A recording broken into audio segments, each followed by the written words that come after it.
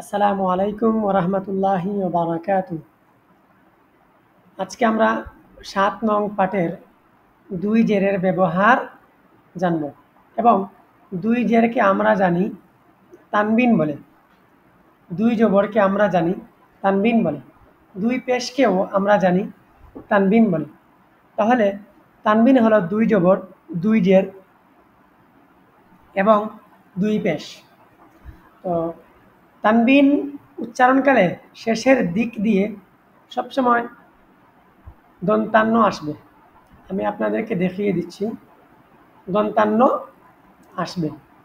২ জবর বা ২ জবর বান আর বয়াকার বা দন্তান্ন বান, আওয়াজ সেম, শুধুমাত্র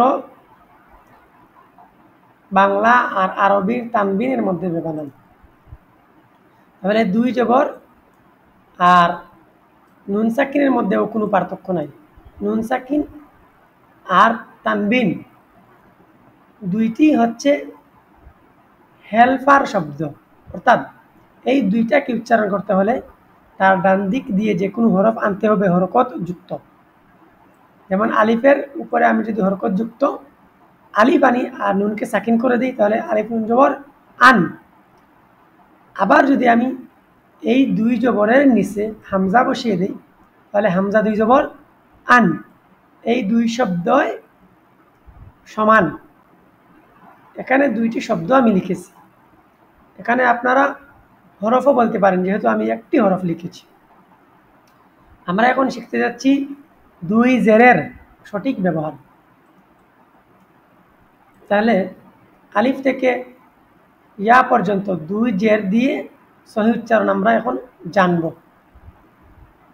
এখানে দেখতে পাচ্ছেন আলিফ ২ জের ইন, বা ২ জের বিন, তা ২ জের তিন, সা ২ জের সিন, জিম ২ জের জিন, হা ২ জের হিন, খা ২ জের খিন, দাল ২ জের দিন, জাল ২ জের রিন, রা ২ জের রিন।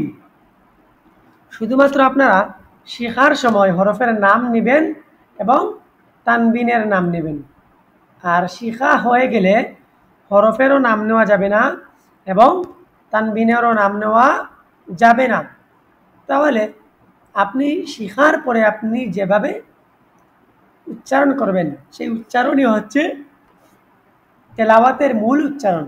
যেমন জিন, সিন, শিন, সিন, দিন, তিন, জিন, রিন, গিন, ফিন, তিন,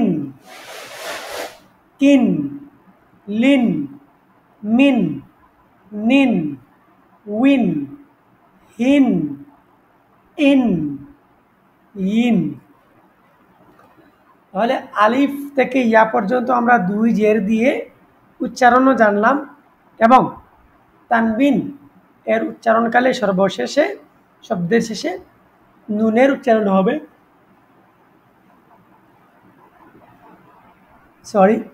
সেটাও আমরা জানতে পারছি। তো এখানে মূলত হচ্ছে তানবিন যা নুন সাকিন তা, তানবিন যা নুন সাকিন তা, কারণ নুন সাকিন এর উচ্চারণ আর তানবিনের উচ্চারণ একই রকম। এই দুইটা আপনাকে সবসময় মনে রাখতে হবে, কারণ কোরআন মাজিদ সহি শুদ্ধভাবে তাজবিদ সহ পড়তে হলে আপনাকে নুন সাকিন এবং তানবিনের সহি শুদ্ধ ও সঠিক নিয়ম জানা আবশ্যক। আজকের ভিডিওটি এখানে আমি শেষ করে নিচ্ছি। ভালো লেগে থাকলে আমার এই চ্যানেলটি সাবস্ক্রাইব করবেন এবং প্লে স্টোরে থাকা এই অ্যাপটি ইনস্টল দিয়ে আপনারা আমল করতে পারেন। এখানে সহি হাদিস এবং দৈনন্দিন জীবনের আমল আখলাকের কথা উল্লেখ করা হয়েছে। ভিডিওটি এ পর্যন্তই, দেখা হবে পরবর্তী ভিডিওতে। আসসালামু আলাইকুম ওয়া রাহমাতুল্লাহি ওয়া বারাকাতুহু।